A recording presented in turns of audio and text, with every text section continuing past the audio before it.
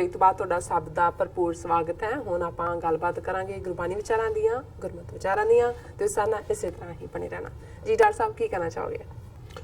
ਦੇਖੋ, ਅਕਸਰ ਰੂਹਾਨੀ ਡਗਰ ਦੇ ਉੱਤੇ, ਰੂਹਾਨੀ ਸਫ਼ਰ ਦੇ ਉੱਤੇ, ਰੂਹਾਨੀ ਪੰਧ ਦੇ ਉੱਤੇ ਜਦੋਂ ਸਾਡੇ ਅੰਦਰ ਬੇਹਬਲਤਾ ਹੁੰਦੀ ਹੈ, ਵੈਰਾਗ ਹੁੰਦਾ ਹੈ, ਮਨ ਦੇ ਅੰਦਰ ਇੱਕ ਉਦਾਸੀ ਹੁੰਦੀ ਹੈ ਉਸ ਅੰਤਮ ਸੁੱਖ ਨੂੰ ਪਾਉਣ ਦੀ, ਰੱਬ ਨੂੰ ਜਾਣਨ ਦੀ, ਤੇ ਫਿਰ ਅਸੀਂ ਆਪਣੇ ਆਪ ਦੇ ਨਾਲ ਹੀ ਇਹ ਸਵਾਲ ਪੁੱਛਦੇ ਹਾਂ ਕਿ ਮੇਰਾ ਸੁੰਦਰ ਕਹੋ ਮਿਲੇ ਕਿਤ ਗਲੀ। ਬਿਲਕੁਲ, ਕਿ ਮੇਰਾ ਸੋਹਣਾ, ਮੇਰਾ ਪਿਆਰਾ, ਮੇਰਾ ਆਪਣਾ ਮੈਨੂੰ ਕਿਹੜੀ ਗਲੀ 'ਚ ਮਿਲੇ।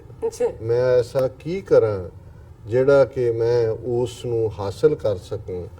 ਅੱਜ ਦਾ ਸ਼ਬਦ ਆਸਾ ਰਾਗ ਦੇ ਵਿੱਚ ਪੰਜਵੇਂ ਪਾਤਸ਼ਾਹ ਦਾ ਸ਼ਬਦ ਹੈ ਔਰ ਇਸ ਦੀ ਰੁਹਾਓ ਦੀ ਤੁਕ ਹੈ, ਸੁਣ ਸੁੰਦਰ ਸਾਧੂ ਬਚਨ ਉਧਾਰੀ, ਦੁੱਖ ਭੂਖ ਮਿਟੈ ਤੇਰੋ ਸਹਿਸਾ, ਸੁਖ ਪਾਵੈ ਤੂੰ ਸੁਖ ਮਨ ਨਾਰੀ।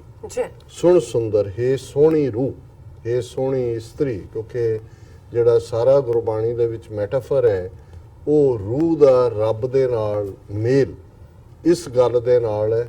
ਔਰ ਰੂਹ ਜਿਹੜੀ ਹੈ ਉਹ ਇੱਕ ਫੀਮੇਲ ਹੈ, ਪਤਨੀ ਵਾਂਗ ਹੈ, ਵਾਈਫ ਵਾਂਗ ਹੈ, ਜਿਹੜੀ ਹੈ ਬਿਲਵਡ ਵਾਂਗ ਹੈ, ਔਰ ਰੱਬ ਮਾਲਕ ਹੈ, ਖਸਮ ਹੈ, ਹਸਬੈਂਡ ਹੈ, ਇੱਕੋ ਇੱਕ ਸ਼ਬਦ ਹੈ। ਔਰ ਇਹ ਸਾਰੀ ਜਿਹੜੀ ਦੁਨੀਆ ਦੀਆਂ ਰੂਹਾਂ ਨੇ ਉਹਨਾਂ ਦਾ ਜਿਹੜਾ ਰੱਬ ਦੇ ਨਾਲ ਪਿਆਰ ਉਹ ਇੱਕ ਲਵਰ ਬਿਲਵਡ ਰਿਲੇਸ਼ਨਸ਼ਿਪ 'ਚ ਹੈ ਜਾਂ ਪਤੀ ਪਤਨੀ ਰਿਲੇਸ਼ਨਸ਼ਿਪ 'ਚ ਹੈ। ਔਰ ਇਹ ਰਹਾਓ ਦੇ ਸੁਣ ਸੁੰਦਰ ਸਾਧੂ ਬਚਨ ਉਧਾਰੀ।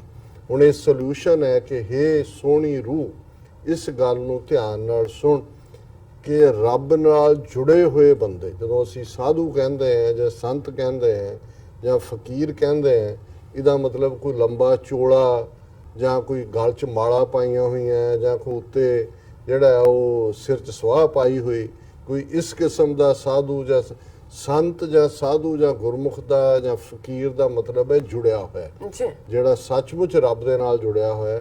ਉਹਦਾ ਕੋਈ ਪਹਿਰਾਵਾ ਵੀ ਹੋ ਸਕਦਾ, ਉਹ ਆਮ ਦੁਨੀਆਦਾਰੀ ਦੇ ਵਿੱਚ ਵਿਚਰ ਰਿਹਾ।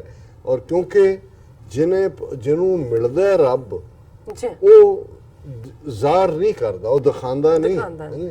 ਗੁੱਜੜ ਲੱਦਮ ਲਾਲ ਛੁਪੈ ਨਾ ਛਪਾਇਆ, ਉਹ ਜਿਹੜਾ ਉਹ ਦੌੜਦਾ ਦੁਨੀਆ ਤੋਂ। ਜਿਵੇਂ ਭਾਈ ਵੀਰ ਸਿੰਘ ਹੋਰਾਂ ਦੀਆਂ ਲਾਈਨਾਂ ਅਕਸਰ ਅਸੀਂ ਦੁਹਰਾਉਂਦੇ ਹਾਂ, ਉਹ ਰੱਬ ਨਾਲ ਜੁੜੀ ਹੋਈ ਇੱਕ ਰੂਹ ਸੀ ਕਿ ਮੇਰੀ ਛਿਪੇ ਰਹਿਣ ਦੀ ਚਾਹ, ਛਿਪੇ ਤੁਰ ਜਾਣ ਦੀ ਆਹ ਪੂਰੀ ਹੁੰਦੀ ਨਾ, ਯਤਨ ਮੈਂ ਕਰ ਰਿਹਾ। ਇਹ ਹੁੰਦਾ ਕਿ ਦੂਰ ਹੋ ਜਾਓ ਇਹ ਸਾਰੇ ਤੋਂ, ਕੋਈ ਉਹਦੇ 'ਚ ਜਿਹੜਾ ਉਹ ਦਿਖਾ ਦਿੱਤੇ, ਜਿਹੜੇ ਬੜੇ ਬੜੇ ਚੋਲੇ ਪਾ ਕੇ ਤੇ ਬੜੇ ਬੜੇ ਵੱਡੀਆਂ ਵੱਡੀਆਂ ਗੱਡੀਆਂ ਲੈ ਕੇ ਔਰ ਬੜੇ ਬੜੇ ਅਖਬਾਰਾਂ 'ਚ ਇਸ਼ਤਿਹਾਰ ਦੇ ਕੇ ਕਰਦੇ, ਸਭ ਫਰਾਡ ਹੈ। ਮੈਜੋਰਿਟੀ ਇਹਨਾਂ ਦੀ ਜਿਹੜੀ ਹੈ ਉਹ ਪਖੰਡੀ ਨੇ। ਔਰ ਪੰਜਵੇਂ ਪਾਤਸ਼ਾਹ ਯਾਦ ਕਰਵਾਉਂਦੇ ਨੇ, ਸੁਣ ਸੁੰਦਰ ਸਾਧੂ ਬਚਨ ਉਧਾਰੀ, ਭਲੇ ਲੋਕ ਰੱਬ ਨਾਲ ਜੁੜੇ ਹੋਏ, ਉਹਨਾਂ ਦੇ ਬੋਲ ਹੀ ਤੇਰਾ ਉਧਾਰ ਕਰ ਸਕਦੇ ਨੇ, ਤੇਰਾ ਪਾਰ ਉਤਾਰਾ ਕਰ ਸਕਦੇ ਨੇ। ਔਰ ਉਹਦੇ ਨਾਲ ਕਿ ਦੁੱਖ ਭੂਖ ਮਿਟੈ ਤੇਰੋ ਸਹਿਸਾ, ਕਿ ਜਦੋਂ ਉਹਨਾਂ ਦੇ ਬੋਲਾਂ ਦੇ ਉੱਤੇ ਤੂੰ ਅਮੰਨਾ ਕਰੇਗਾ ਤੇ ਫਿਰ ਤੇਰਾ ਦੁੱਖ ਭੁੱਖ ਹੈ, ਰੂਹਾਨੀ ਦੁੱਖ ਤੇ ਰੂਹਾਨੀ ਭੁੱਖ ਹੈ, ਇਹ ਮਿਟ ਜਾਏਗੀ। ਸਹਿਸਾ ਮਨ ਦੇ ਵਿੱਚ ਹੁੰਦਾ, ਸ਼ੰਕਾ, ਡਾਊਟ, ਸਵਾਲ ਦੂਰ ਹੋ ਜਾਣਗੇ। ਸੁਖ ਪਾਵੇਂ ਤੂੰ ਸੁਖ ਮਨ ਨਾਰੀ, ਕਿਉਂਕਿ ਨਾਰੀ ਇਸ ਲਈ ਕਿਹਾ ਅਗੇਨ ਸੋਲ ਨੂੰ ਕਿ ਭਾਈ ਉਹਦੇ ਨਾਲ ਤੇਰੇ ਦੁੱਖ ਸੁੱਖ ਸਾਰੇ ਸ਼ੰਕੇ ਮਿਟ ਜਾਣਗੇ ਔਰ ਤੂੰ ਸਹਿਜ ਦੇ ਵਿੱਚ ਆ ਜਾਏਗੀ। ਔਰ ਇਹੀ ਤੇਰੀ ਜਿਹੜੀ ਅਲਟੀਮੇਟਲੀ ਜਿਹੜੀ ਤੇਰੀ ਚਾਹਨਾ ਹੈ ਉਹ ਪੂਰੀ ਹੋਏਗੀ। ਔਰ ਇਹਦੀ ਸ਼ਬਦ ਦੀ ਸ਼ੁਰੂਆਤ ਹੈ, ਕਾਮ ਕ੍ਰੋਧ ਲੋਭ ਮੋਹ ਮਿਟਾਵੇ, ਛੁਟਕੈ ਦੁਰਮਤ ਆਪਣੀ ਧਾਰੀ, ਹੋਏ ਨਿਮਾਣੀ ਸੇਵ ਕਮਾਵੇ, ਤਾ ਪ੍ਰੀਤਮ ਹੋਵੇ ਮਨ ਪਿਆਰੀ। ਕਿ ਫਿਰ ਕਾਮ ਕ੍ਰੋਧ ਲੋਭ ਮੋਹ ਮਿਟ, ਤੇਰੇ ਅੰਦਰੋਂ ਕਾਮ ਕ੍ਰੋਧ ਲੋਭ ਮੋਹ ਇਹ ਸਭ ਮਿਟ ਜਾਏਗਾ। ਛੁਟਕੈ ਦੁਰਮਤ ਆਪਣੀ ਧਾਰੀ, ਜਿਹੜੀ ਤੂੰ ਖੁਦ ਹੀ ਆਪਣੇ ਅੰਦਰ ਦੁਰਮਤ, ਮਾੜੀ ਬੁੱਧੀ, ਮਾੜੀ ਸੋਚ ਪੈਦਾ ਕੀਤੀ ਹੋਈ ਸੀ, ਛੁਟਕੈ ਉਸ ਤੋਂ ਵੀ ਤੇਰੀ ਖਲਾਸੀ ਹੋ ਜਾਏਗੀ। ਹੋਏ ਨਿਮਾਣੀ ਸੇਵ ਕਮਾਵੇ, ਫਿਰ ਤੇਰੇ ਅੰਦਰਲਾ ਹੰਕਾਰ ਖਤਮ ਹੋ ਜਾਏਗਾ ਤੇ ਨਿਮਾਣਾਪਨ ਆਏਗਾ, ਜਿਹਦੇ ਥੱਲੇ ਉਸ ਵਾਹਿਗੁਰੂ, ਉਸ ਦੀ ਖਲਕਤ ਦੀ ਸੇਵਾ ਦੇ ਵਿੱਚ ਤੂੰ ਜੁਟ ਜਾਏਗੀ। ਤਾਂ ਪ੍ਰੀਤਮ ਹੋਵੇ ਮਨ ਪਿਆਰੀ, ਤੇ ਫਿਰ ਤੂੰ ਆਪਣੇ ਪਿਆਰੇ ਦੇ ਪ੍ਰੀਤਮ ਦੇ ਮਨ ਨੂੰ ਵੀ ਚੰਗੀ ਲੱਗੇਗੀ ਉਸ ਰੱਬ ਦੇ ਨਾਲ ਵੀ ਤੇਰੀ ਜਿਹੜੀ ਹੈ ਸਾਂਝ ਬਣੇਗੀ। ਚਰਨ ਪਖਾਰ ਕਰੋ ਗੁਰ ਸੇਵਾ, ਆਤਮ ਸੁਧ ਬਿਖ ਤਿਆਗ ਨਿਵਾਰੀ, ਦਾਸਨ ਕੀ ਹੋਏ ਦਾਸ ਦਾਸਰੀ, ਤਾਂ ਪਾਵੈ ਸੋਭਾ ਹਰ ਦੁਆਰੀ।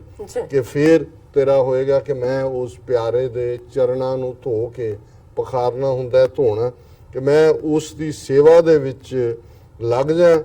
ਆਤਮ ਸੁਧ ਬਿਖ ਤਿਆਗ ਨਿਵਾਰੀ, ਕਿ ਜੋ ਹੀ ਮੈਂ ਮੇਰੇ ਅੰਦਰ ਉਹ ਪਿਆਰਾ ਆ ਕੇ ਵਸਦਾ, ਫਿਰ ਮੇਰੀ ਆਤਮਾ ਸ਼ੁੱਧ ਹੋ ਜਾਏਗੀ। ਔਰ ਜਿਹੜੀ ਬਿਖ ਤਿਆਗ ਨਿਵਾਰੀ, ਮੈਂ ਜਿਹੜਾ ਜ਼ਹਿਰੀਲਾ ਵਿਕਾਰਾਂ ਦੀ ਜ਼ਹਿਰ ਹੈ ਇਸ ਨੂੰ ਤਿਆਗ ਕੇ ਮੈਂ ਇਸ ਤੋਂ ਮੁਕਤ ਹੋ ਜਾਵਾਂਗੀ। ਦਾਸਨ ਕੀ ਹੋਏ ਦਾਸ ਦਾਸਰੀ, ਤਾਂ ਪਾਵੈ ਸੋਭਾ ਹਰ ਦੁਆਰੀ, ਕਿ ਜਿਹੜੇ ਰੱਬ ਦੇ ਰਸਤੇ ਤੇ ਤੁਰੇ ਹੋਏ ਨੇ ਉਹਨਾਂ ਦਾਸਾਂ ਦਾ ਵੀ ਅੱਗੋਂ ਦਾਸ ਹੋਣਾ, ਉਹਨਾਂ ਦੇ ਸਾਹਮਣੇ ਆਪਣਾ ਆਪ ਜਿਹੜਾ ਉਹ ਉਹਨਾਂ ਦੀ ਸੇਵਾ ਦੇ ਵਿੱਚ ਲਾਣਾ। ਫਿਰ ਤਾਂ ਪਾਵੈ ਸੋਭਾ ਹਰ ਦੁਆਰੀ, ਫਿਰ ਰੱਬ ਦੇ ਦਰਵਾਜ਼ੇ ਦੇ ਉੱਤੇ ਤੈਨੂੰ ਪ੍ਰਵਾਨਗੀ ਮਿਲੇਗੀ, ਸ਼ੋਭਾ ਮਿਲੇਗੀ, ਐਕਸੈਸ ਮਿਲੇਗੀ। ਇਹੀ ਆਚਾਰ ਇਹੀ ਵਿਵਹਾਰਾ, ਆਗਿਆ ਮਾਨ ਭਗਤ ਹੋਏ ਤੁਮਾਰੀ, ਜੋ ਇਹੋ ਮੰਤਰ ਕਮਾਵੇ ਨਾਨਕ, ਸੋ ਭੌਜਲ ਪਾਰ ਉਤਾਰੀ। ਕਿ ਇਹੀ ਤੇਰਾ ਜੀਵਨ ਦਾ ਚੱਜ ਆਚਾਰ ਹੋਏਗਾ ਔਰ ਇਹੀ ਤੇਰਾ ਵਿਵਹਾਰ ਵਰਤਾਰਾ ਹੋਏ। ਆਗਿਆ ਮਾਨ ਭਗਤ ਹੋਏ ਤੁਮਾਰੀ, ਉਸ ਵਾਹਿਗੁਰੂ ਦੀ ਆਗਿਆ ਦੇ ਵਿੱਚ ਰਹਿੰਦੇ ਆ, ਹੁਕਮੀ ਜੀਵ ਬਣ ਕੇ ਉਸ ਦੀ ਬੰਦਗੀ ਜੋੜਨਾ। ਜੋ ਇਹ ਮੰਤਰ ਕਮਾਵੇ ਨਾਨਕ, ਪੰਜਵੇਂ ਪਾਤਸ਼ਾਹ ਫਰਮਾਉਂਦੇ ਨੇ ਕਿ ਜਿਹੜਾ ਇਸ ਜੀਵਨ ਦੀ ਫਿਲਾਸਫੀ ਨੂੰ, ਮੰਤਰ ਹੈ ਸੀਕ੍ਰੇਟ, ਕਿ ਜਿਹੜਾ ਇਸ ਸੀਕ੍ਰੇਟ ਨੂੰ ਸਮਝ ਕੇ ਇਵੇਂ ਜੀਵਨ ਬਸਰ ਕਰਦਾ, ਸੋ ਭੌਜਲ ਪਾਰ ਉਤਾਰੀ। ਉਹ ਰੂਹ ਜਿਹੜੀ ਹੈ ਇਸ ਮਾਇਆ ਦੇ ਖਲਜਗਣ ਚੋਂ ਜਿਹੜੀ ਹੈ ਉਹ ਪਾਰ ਉਤਾਰਾ ਉਹਦਾ ਹੋਏਗਾ, ਇਸ ਚੋਂ ਉਸ ਦੀ ਗਤੀ ਹੋਏਗੀ। ਜੀ ਡਾਕਟਰ ਸਾਹਿਬ, ਤੁਹਾਡਾ ਬਹੁਤ ਬਹੁਤ ਸ਼ੁਕਰੀਆ। ਤੁਸੀਂ ਅੱਜ ਦੇ ਅਹਿਮ ਇਸ਼ੂ ਤੇ ਅੱਜ ਦਾ ਵਿਚਾਰ ਸਾਡੇ ਦਰਸ਼ਕਾਂ ਨਾਲ ਸਾਂਝਾ ਕੀਤਾ। ਇਸ ਆਪਣੇ ਵਿਊਅਰਸ ਕੋਲ ਲੈਣੇ ਹਾਂ ਇਜਾਜ਼ਤ। ਵਿਊਅਰਸ, ਤੁਹਾਡਾ ਵੀ ਬਹੁਤ ਬਹੁਤ ਸ਼ੁਕਰੀਆ। ਤੁਸੀਂ ਆਪਣੇ ਕੀਮਤੀ ਸਮੇਂ ਵਿੱਚ ਸਮਾਂ ਕੱਢ ਕੇ ਸਾਨੂੰ ਆਪਣੀ ਰਾਏ ਤੇ ਸੁਝਾਅ ਭੇਜੇ ਨੇ ਤੇ ਭੇਜਦੇ ਰਹਿਣਾ ਸਾਡੇ ਇਸ ਪਤੇ ਤੇ SOS@tv4.tv ਤੇ ਅਸੀਂ ਆਪਣਾ ਪ੍ਰੋਗਰਾਮ ਲੈ ਕੇ ਫਿਰ ਦੁਬਾਰਾ ਤੁਹਾਡੇ ਸਨਮੁਖ ਹੋਵਾਂਗੇ। ਤਦ ਤੱਕ ਲਈ ਮੈਨੂੰ ਤੇ ਪੁਨਾਸਨ ਆ ਗਿਆ ਦਿਓ। ਦੇਖਦੇ ਰਹੋ TV4। ਬੁਲਾ ਦਿਓ ਫਤਿਹ। ਵਾਹਿਗੁਰੂ ਜੀ ਕਾ ਖਾਲਸਾ, ਵਾਹਿਗੁਰੂ ਜੀ ਕੀ ਫਤਿਹ।